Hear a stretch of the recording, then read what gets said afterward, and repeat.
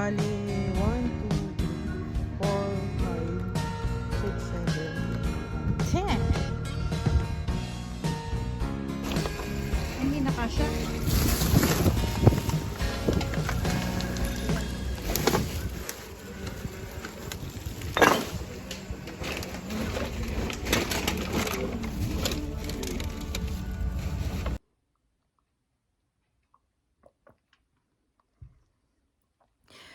Good morning guys, ayan, bonjour.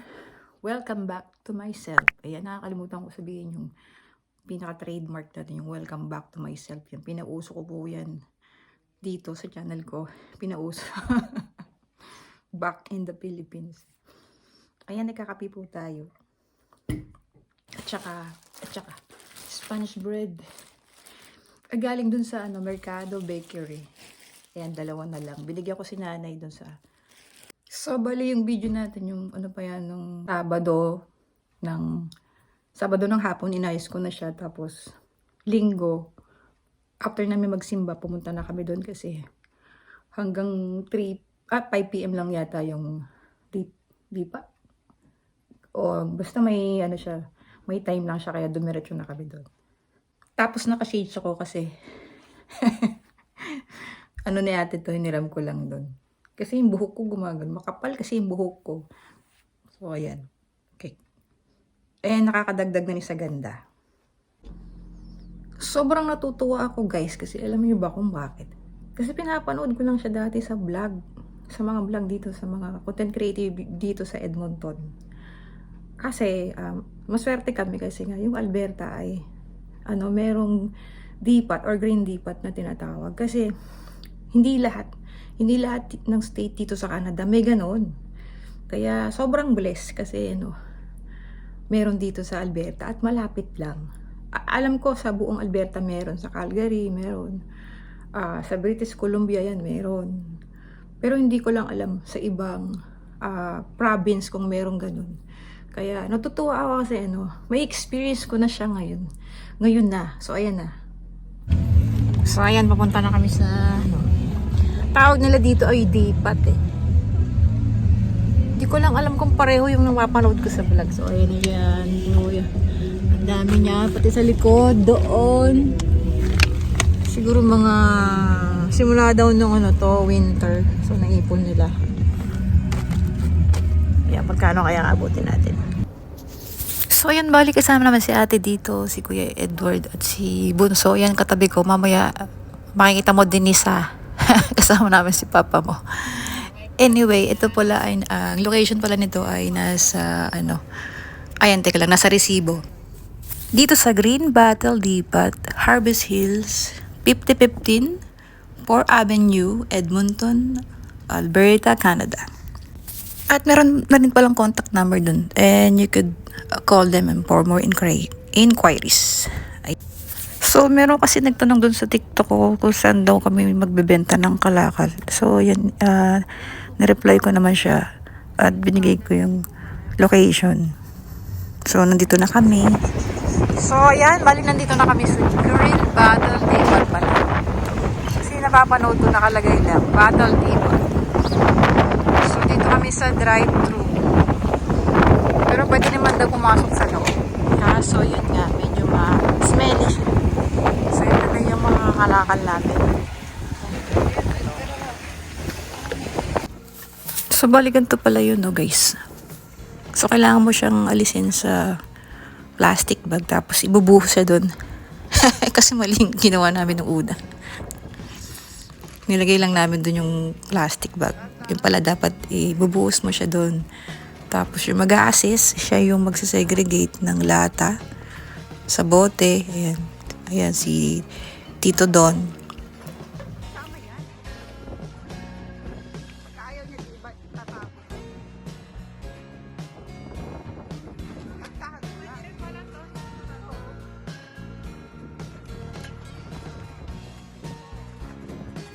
So, kasama rin pala yung lagayan ng gatas. So, anything Tetra Pak na may gatas or galon, 1 liter, basta lalagyan ng gatas, pwede siya. Nung pumunta kami, medyo malamig kasi lakas ng hangin dyan. So, talagang pumapasok yung lamig yun. Naka-ano lang kami, naka-sweater. Hindi namin in-expect na magiging malamig. Kasi sa bahay hindi naman ganun kalamig. Pero pagpunta namin dyan malamig. Kaya medyo nilalamig ako dyan. Bali, ito ay 10. 10 na bag. Yung malalaki, ay dalawang malaki. Yung iba maliliit na. Bali, si ate naman ang nag-ipon nito since winter daw. So, bali, ako lang yung nagtuloy nung dumating kami dito.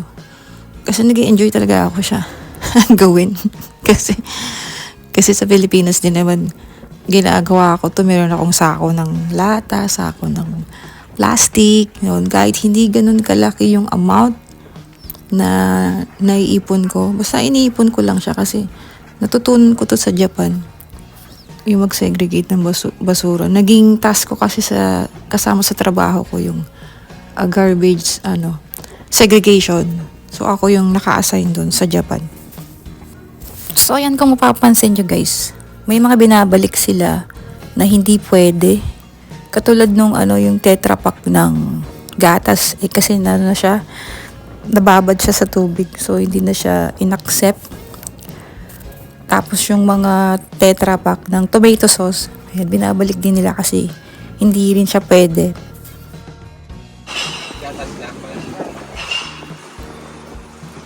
So, ito pala hindi pwede. So, gatas lang yung pwede. Ayan, tinapon nila. If ever, ito yung maging work ko, aba, enjoy ako dyan. Kiber lang sa mga hindi ako maselan. Magsa-segregate lang naman yung caring-caring ko. At saka sa nature ko talaga yun. Maging environmentalist tayo. At maging good influencer sa kapwa natin.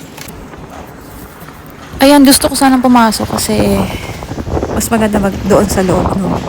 Pero bawal yata mag-video doon. So, kaya ayan, sinom ko na lang yung loob. So, ganito sa loob, sila. So, may mga lagayan talaga. Designated na lagayan. Ayan, may mga dumarating pa. Nagbebenta rin sila ng kalakal. Diba? Mas marami yung kay kuya, oh. Mas malaki yung sasakyan niya. Very good. Good job. Tapos ito si kuya. Kuya din. Ayan. Meron din siyang dala. Pero konti lang. So, ayan. Tinototal na nila yung aming kalakal. Ayan, this is the moment of truth. Ayan yung aming manager, si ate. Ay! Ay! Receiver. Thank you so much. So, ito tayo. 1, 2, 3, 4. Kuya Wel. 1, 2, 4.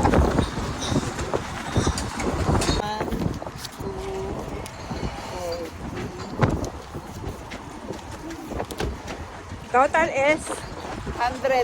110 10 cents. cents. Thank you, Lord.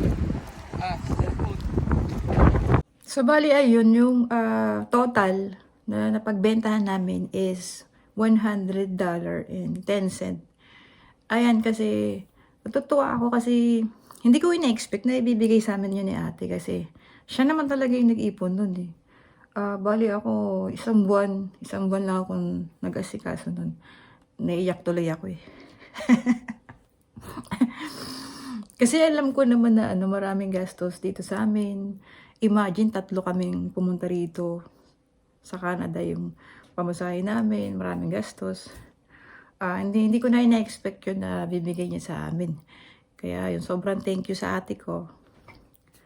Love you. Tapos ko sa inyo yung detalye, kung magkano yung mga, yung bote, ayan, yung ganito. Andun sa resibo, sandali, kunin natin. Tapos si Tito Donald, yung kapatid ko, gisingin natin.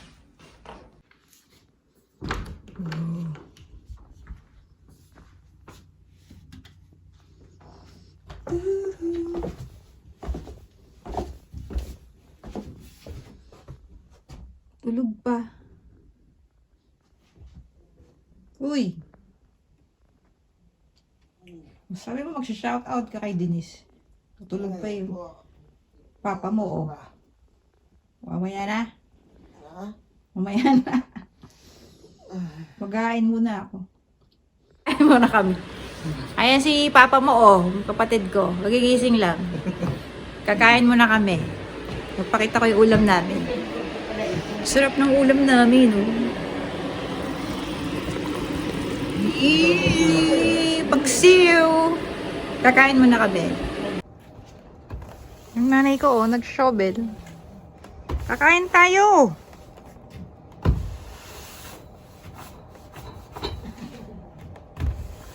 Lola, kakain muna. Lola!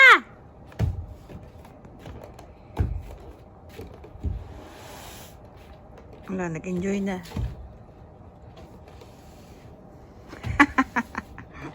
Nag-snow na naman kasi siya. Ayan. Pagising ko kanina. Nag-snow na siya. So, ayan. Bali, ito yung resibo. So, si kapatid ko mag-explain yung ano. Kung Yun. magkano. Ito yung ano, Clear bottle. unahin natin tong clear bottle, yung ganitong Ganito. klase. Piece by pieces kasi yung bayaran dito, hindi tulad Oo. sa Pilipinas, kinikilo. Kung ilang kilo, yun ang babayaran dito per pieces. So, umabot siya ng 819 pieces. Ay, tama ba? Yung bilang yan. 800. Oh, 819 pieces. Ang dami. Tapos yung isang bote na ganito ay 10 10 cent cent. dollars. O, diba? Ngayon, ayun, umabot siya ng 81.90 Dollars. Dollar yun, ah. Tapos yung isa, wala kami sample ng ano. Miss Over. Yung Parang 1 liter. lagayan ng gatas na nasa karton. Binibenta rin kasi yun. Malaki siya. Per 1 liter. Malaki yung value niya. Ano? 25 cent. 25 cent isa. 6 pieces naman siya. So, umabot siya ng $1.50. Tapos yung aluminum can naman na ano, in can na ano, mga Lata. Coke in can, Ay, oo, ganyan. mga ganun. Ano siya? 117 pieces. Nagkakahalaga na yun ng $11.70. $11 na rin siya. Tapos yung ibang bottle na ano, siguro, ewan ko kung ang tawag dito sa Miss 10 cent naman. 10 cent din. Mm-mm. Tapos yung 38 pieces. So, $3. $3.80. Tapos yung mga bote, kahit anong bote klase. Alak, ketchup, mga ganyan. Walang tapon. 10 cent yun. Tapos, umabot siya ng 12 pieces and kakahalaga ng $1.20. Yay! So, total niya. Ang total niya ay 110 cent dollar. May pera sa basura. Yan, naipadala na namin kahapon doon sa Pilipinas. Ayun. Yung pinagkaiba lang dito sa Canada at saka sa Pilipinas, per pieces yung ano dito. Per pieces yung Value. presyuhan Oo. ng kada ano, plastic, bote, aluminum, per pieces. Sa ano kasi sa Pilipinas ano, per kilo. Per Oo, kilo tapos magkano lang. siya. Kaya yun, nagtsatsaga talaga dun. Yung mga nangangalakal ng Mas basura. ano yun dito. Mas presyo malaki dito, yung mas malaki value siya. dito. Kaya nakakaaliw mag-ipon. Ayan kasi nung nakaraang vlog ko, hindi, nung nag-grocery kami, nung meron kaming pre-turkey, hindi ko daw naisama si kapatid ko. Nagreklamo yung umaapila si Denise. Ayan. Kaya sinama ko siya ngayon, siya nag-explain yung ano. So ayan, shout out na. Hello, Ping Ping. Nandito na si Papa. Ano, shout out sa'yo. Tsaka kay Kuya Dylan. Na-receive na ba? Di ba? Ingat kayo dyan. Ayan. O, ano? Ayan. Tis-tis lang ha. O, taste Mga taste karaas lang. din. Mga ngalakal kami ulit. Sige na. Bye-bye. Totoo Totoo pala yun. Kasi nung una, ayaw maniwala ni nanay na nagbenta kami ng kalakal. Yung totoo pala makita ko yung nagpakilo. Nakita niyo yung video, naniwala na siya. Nagpakilo sila. Ano? Ay, ang dami. Oo, ang dami. Ang dami kaya yun. Inipon yun ni ate. Totoo yan. Inipon yun ni dati ate dati ng kalakal yung nakita ko doon sa likod ng Akala dumating niya, tayo. ano lang basura. Nagiging pera pala. Ang laki pala ng pera. Magkano halaga nun? Kulang-kulang 5,000. Ano? Oo. 3,700 yun. Palitan kasi niya. Saktong butang. 3,700. Yun? Ayan na. Ano ka? Oh, naniwala ka na. Naniwala na nga. Nakita ko kasi eh. Dito ka tabingin, oh. Nga. Oh, shout out sa mga kapitbahay mo. Yan na. Le! Namamadala. So, bali, ang total niya nung pinadala namin sa Pilipinas is 3,700. Siguro binawas na rin yung charge. At yung palitan niya ay 41. So, yung value ng Canadian dollar 41. Tapos, convert siya sa peso, naging 3,700. Malaking bagay na yun, di ba? Ati sila ni nanay ko. Saka ni bunso. So, pagkain ng aso. Pagkain ng aso ng nanay ko. Ang laki ng kaibahan ng Pilipinas sa Canada. Sa Japan naman kasi, wala siyang value. Wala siyang value pero required ka na mag-segregate ng basura or else hindi kukunin yung basura mo. Kaya dun ko siya na-adapt sa Japan. Sa Japan pa lang, sabi ko, ang galing naman dito kahit wala siyang value na pera. Talagang yung discipline nila sa basura. The best. Kaya in-admire ko din yung mga Japanese people when it comes to segregate or pagdating sa pag-dispose ng basura, ang galing nila. So, pag uwi ko ng Pilipinas, na-adapt ko yun. Tapos, ginagawa ko yung sa bahay namin. Tapos, nung nagkaanak na ako, ayun, itinuro ko rin sa mga anak ko yun. Sabi ko, pag walang basurahan, huwag kayong basta-basta magtatapon ng basura. Tapos, yung pwedeng i-recycle, i-segregate, ilagay sa tamang lagayan. Naalala ko ngayong anak ko, si Sydney. Pag sumasakay kami sa jeep, tapos may mga tao, di ba minsan soft drinks sa plastic, bigla na lang itatapon sa labas. Yung mga jeep kasi minsan, walang trash can. So itatapon lang nila sa jeep. So nagtitingin lang kami ng anak. So, alam niya na magagalit ako eh. Napakawalang disiplina. Kaya yun, yung mga anak ko, alam nila na ganun ako kaano sa pagtatapon ng basura. Yun ang nakuha ko, ina-adapt ko dun sa Japan. Kaya ngayon, natutuwa ako dito sa Canada kasi ganun din sila. So, sana sa Pilipinas din, magkaroon ng discipline yung mga tao. Tapos, ayan naman si nanay ko. Ayaw niya maniwala. Akala na joke lang kami. Nakikita niya raw yung mga kalakal. Akala niya basura lang.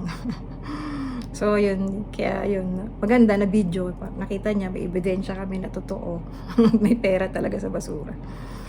So, ayan guys. Meron din nga pala akong TikTok account. Nagsisimula pala ako mag-upload. Meron din akong Facebook. Pero sa Facebook, bihira lang ako mag-upload doon. Nagpa-flex lang ako doon ng vlog natin. And then, may Instagram din, pero hindi na masyado active. So, sa TikTok lang po ako active yun. Pwede nyo pong, kung may TikTok account po kayo, pwede nyo po akong puntahan at pakipollow. Yeah. Ayan, maraming salamat po sa panonood, for reaching this far, and see you to the next vlog!